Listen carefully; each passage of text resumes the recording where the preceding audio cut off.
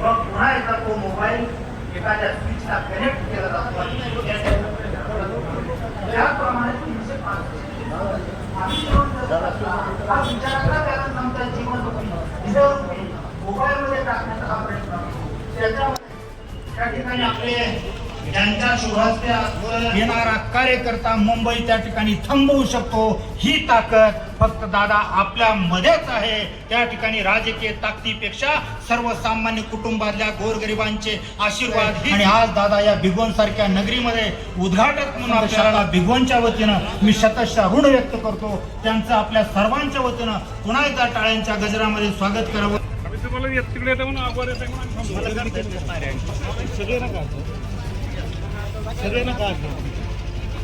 माननीय दत्तात्रय मामा भरणे, आजचे वक्ते सन्माननीय अशोक नायगावकर, हास्यकवी, ज्येष्ठ साहित्यिक मुंबई.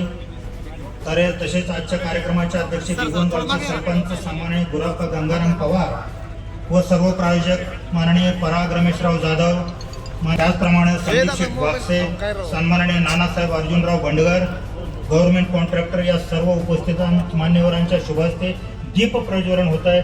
ज्या अन्यायाच्या विरुद्ध आमच्या भारतीय संस्कृतीमधला प्रतीक असणारं सूर्याचं प्रतीक, तेजाचं प्रतीक दीप प्रज्वलनाच्या या सर्व मान्यवरांच्या शुभास्ते आजचे उद्घाटक सन्माननीय मनोजदादा जरांगे पाटील यांच्या शुभास्ते, त्याचप्रमाणे आजचे प्रमुख उपस्थिती माननीय श्री दत्तात्रय मामा भरणे, कृषी मंत्री महाराष्ट्र राज्य. त्याचप्रमाणे आजचे अध्यक्ष, आजचे वक्ते माननीय अशोक नायगावकर, हास्यकवी, ज्येष्ठ साहित्यिक मुंबई.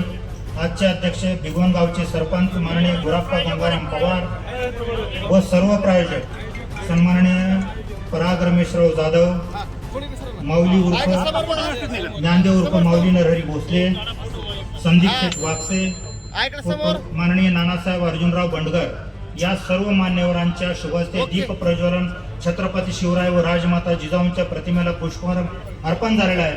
सर्व मान्यवरांना मी आपल्या सर्वांच्या वतीनं मंचावरती निमंत्रित करतो. मामा भरणे, आजचे वक्ते सन्माननीय अशोक नायगावकर, आजचे अध्यक्ष गुराप्पा गंगाराम पवार साहेब बंडगर या सर्व मान्यवरांना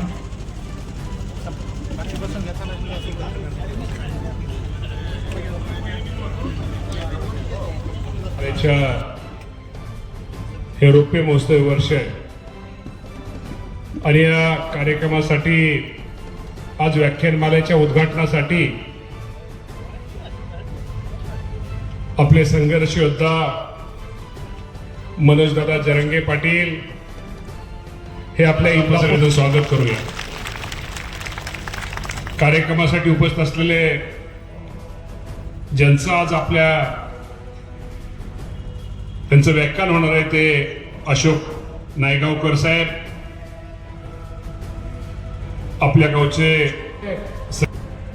डॉक्टर साहेबांचं, दोघांचं उभयतांचं त्यांनी खरं तर सुरुवात मला वाटतं आणि त्यांच्या सगळ्या सहकाऱ्यांनी 25 वर्षापूर्वी ही केली.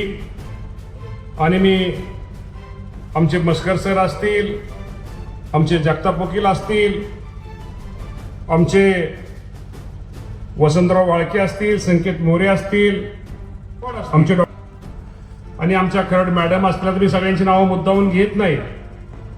या सर्वांनीच खरं तर ही एक संकल्पना होती की या निमित्तानं या परिसरातील सगळे आमचे कुणी जरी आपली नाही पाठ थोपटली, शेवटी वारसा बघत असतो की या व्याख्यानमालेच्या निमित्तानं आपण सगळेजण एक नेहमी हे ठेवलं पाहिजे की गरिबांची सेवा हीच ईश्वर सेवा.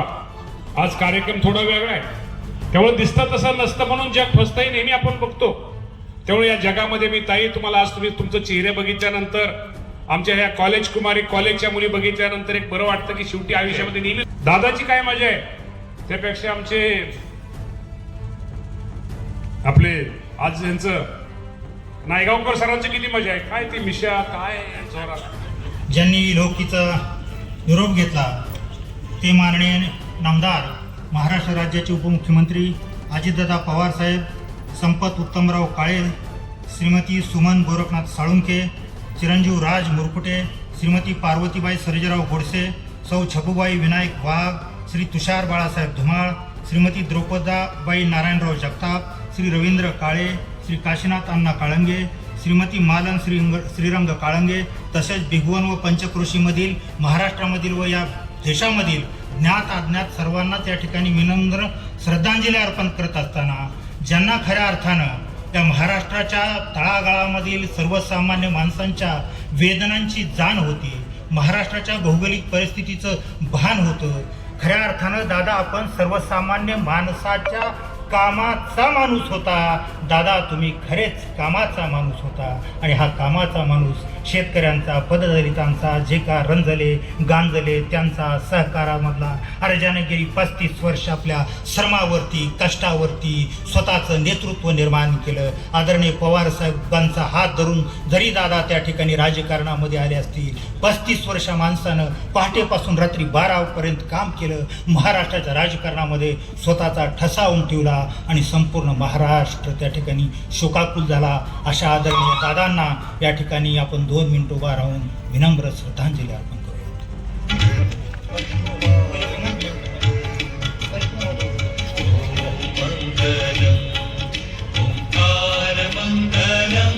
मनोजदादा जरांगे पाटील संघर्ष योद्धा यांचं स्वागत या ठिकाणी माननीय प्रकाश बापू, अर्जुन बापू, मानसिंग तात्या व DN काका या सर्वांच्या शुभ हस्ते संपन्न झालेला आहे.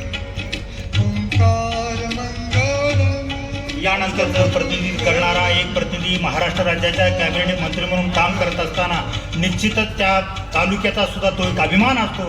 आणि मामा आपण या महासंघाच्या कार्याला उपस्थित राहिलात त्याबद्दल पुन्हा एकदा आपले या ठिकाणी सहर्ष स्वागत करतो. यानंतर डॉक्टर जयप्रकाश खर्ड, अजितांना रणदिवे, राजेंद्र दांडे व अनिलराव काळे या सर्व मान्यवरांच्या शुभ हस्ते माननीय अशोकराव नायगावकर सरांचं या ठिकाणी स्वागत संपन्न झालेलं आहे. नंतर त्या ठिकाणी कुठल्याही प्रकारचा लाभ किंवा जरांगे पाटील यांनी या ठिकाणी आपले विचार व्यक्त करावेत अशी मी तुम्हाला त्यांना विनंती करतो.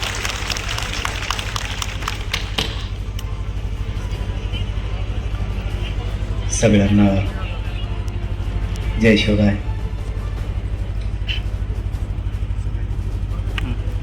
राजमाता जिजाऊ व्याख्यानमालेच्या आरोग्य महोत्सवी वर्ष 25वे शिवजयंतीच्या निमित्तानं आपल्या भिगवण नगरीत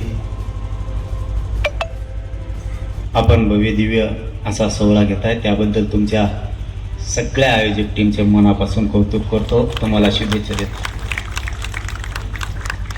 व्यासपीठावरती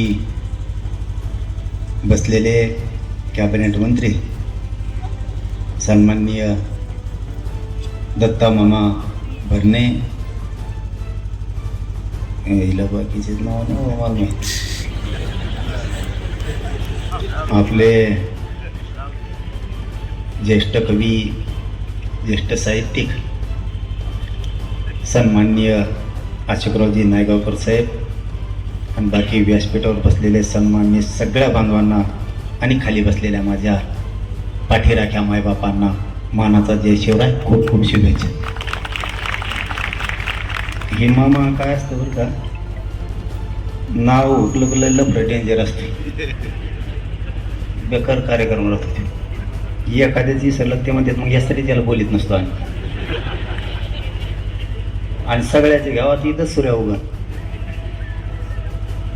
आणि आम्ही भुकालेलो लयत मानाला नाव नाही घेतलं की दुसऱ्या बारीने आलाच कार्यक्रमालाच येत नाही. सामाजिक काम करणं म्हणजे खूप जाळातून जाणं आहे. ऐ थांब मागच्या शेंगा का मान तुगत ना बोलून दे बघ शिला आम्हाला मिळाला चान्स होता. मामाने तर झपका आणला सटकले बी होते मायामुळं तरी गुतले मामा कवी नाही तर मामा म्हणले होते मला कुडकान जायचं मग मलाच जायचं.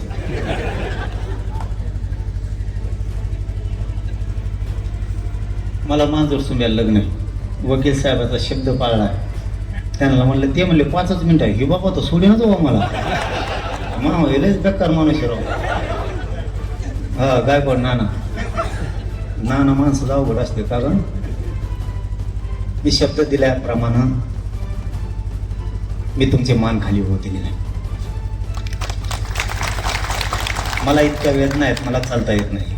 मला वकील साहेबांचं म्हणणं होतं आपण वरी जा, इतक्या पायऱ्या माय बापा मला नाही चढता येत आणखी. या उपोषणानं माझ्या शरीरात काय नाही राहिलं. माझे इतके हाल आहेत. तुम्ही माझ्या घरी आले होते त्याही सुद्धा तुम्ही बघितलं. मला दरवाजाचा बाहेर आणायला सुद्धा एक दोघं जण उठूच तर लागते, इतके हाल चालू आहे. त्या उपोषणानं माझ्या पोटात कधी आग होईल मामा, कधी अंग थरथर कापल, मला काय सांगता येत नाही. शेवटी हातचा राखून समाजाचं काम करणं आणि जीव ओतून काम करण्याच्यात खूप फरक आहे. मी माझ्या समाजाच्या गोरगरिबांच्या लेकरासाठी जीव ओतून काम केलं.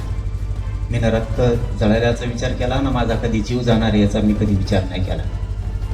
आज त्याचे परिणाम शरीरावरती झाले. मी माझ्या शरीराचा नाही विचार केला, करणार पण.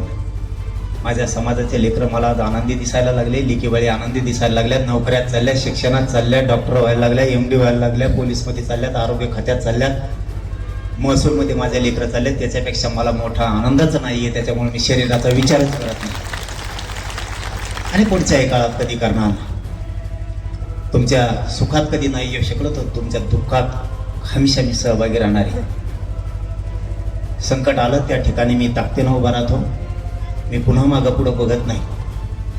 मला 4 शब्द सरकारसाठी बोलायलाच वेळ आली तरी मी 10 बोलतो, पण गोरगरिबाच्या बाजूने उभा राहतो. त्यातला एक अनुभव मामाला आहे. आमच्याकडे एक मामा आहेत, गुमरे मामा, आणि इकडं दत्ता मामा, आणि मामाच्या मागच जास्त लोक लागत. हे काम करा, मी बी लागलो होतो एकदा. शेतकऱ्याचा पुरा आला आणि ते मामा म्हणत असते तर बरेच लोक म्हणतात, आणि मी म्हणतो जाऊन द्या तिकडे जे होईल ते.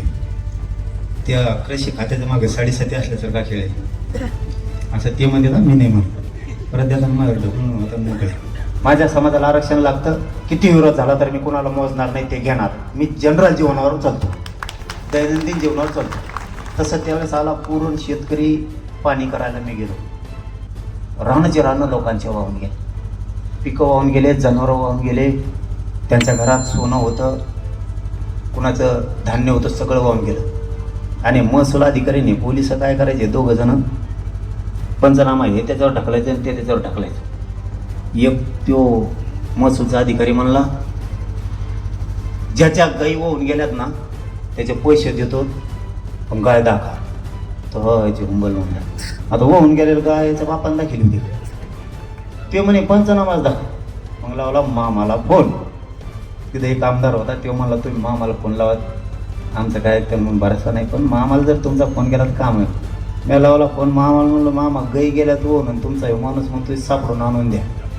त्याच्या बापाने आणल्या होत्या का सापडून. मामा म्हणले तुमचे जेवढ्या गायीन त्या वाहून गेल्या असत्या लोकांच्या ना, मामा बरोबर आहे ना, नाही व्हायचं परत घोल माय अंगावर त्याला ढकलून जाळ सगळा.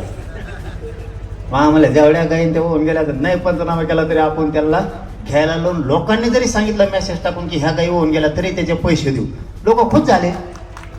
आमचं म्हणणं काय असतं की तुम्ही सत्ता ही हमेशा नसती, ज्या ज्या वेळेस हातात येत त्या त्यावेळेस तिचं सोनं करता आलं पाहिजे. गोरगरिबांसाठी तुम्ही जीव ओतून करा. गोरगरीब कवा बोलाल तुम्हाला. हातात आलेली संधी शेतकऱ्यांसाठी त्याचा उपयोग होऊ द्या. आणि त्यावेळेचा मला एक अनुभव आहे, मी ते त्यांच्या हाताने ते काम करून दिलं तर, आणि जसा फोन जाईल शक्यतो त्यांनाच नाही कोणत्या मंत्र्यांना, बिचारे सांगितल्यावर करतायत. तसं मामा इथून पुढे बी गोरगरिबाचे कामं राज्यातले कृषी खातं तुमच्याकडे करत जा. गोरगरिबांचा दोहा लय भयानक असतो, तो दोहा कधी कमी पडणार नाही. तेवढं कर्जमाफीचं बी लपडं एकदा बघून घ्या. 12 जूनमध्ये नेऊन घातलंय राव. आमच्या जवळ हप्ते भरायला पैसे नाही, ते बँकेवाले डबडे कुंकडून येते तर मोटरसायकलवर दारापुढं जाऊन उभा करते आणि ते म्हणते कर्ज भरावं. हप्ते भरायला रुपयात नाही राहिलं, सगळं पिकच हो गेलं भरता पडून. आणि तुमचं सरकार म्हणलं जूनमध्ये देऊ. आता जूनमध्ये पुढं दम निघत या एप्रिलच्या आत बघा काही लपडं झालं ना, लावा डोकं. तुम्हाला काय करायचं आम्ही आहेत तुमचं मागं. तुम्ही नसतं मग हो म्हणा, आम्ही लगेच राज्य बंद करतो एका मिनिटात.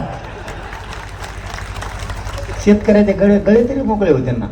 छत्रपती शिवरायांच्या जयंतीच्या निमित्तानं तेवढं जरी एक शेतकऱ्याचं चांगलं काम झालं, कारण रयतेचे राजे छत्रपती शिवराय रयतेसाठी जीव ओतून काम करायचे.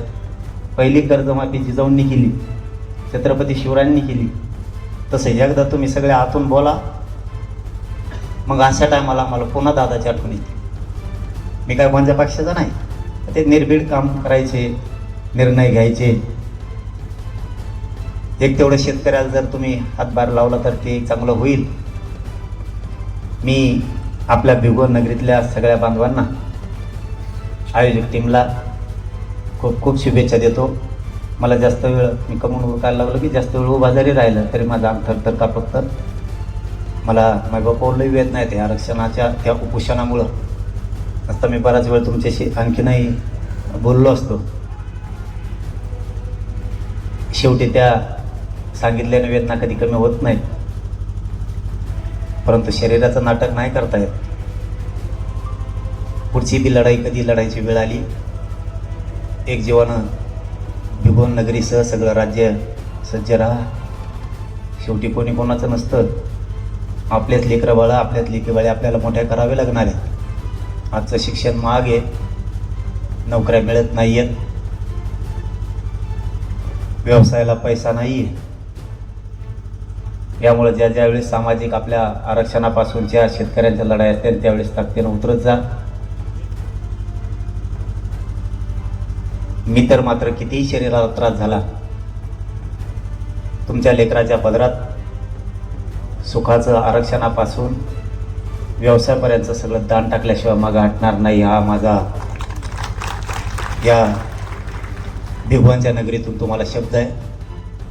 पुन्हा एकदा व्यासपीठावर सगळ्या मान्यवरांना,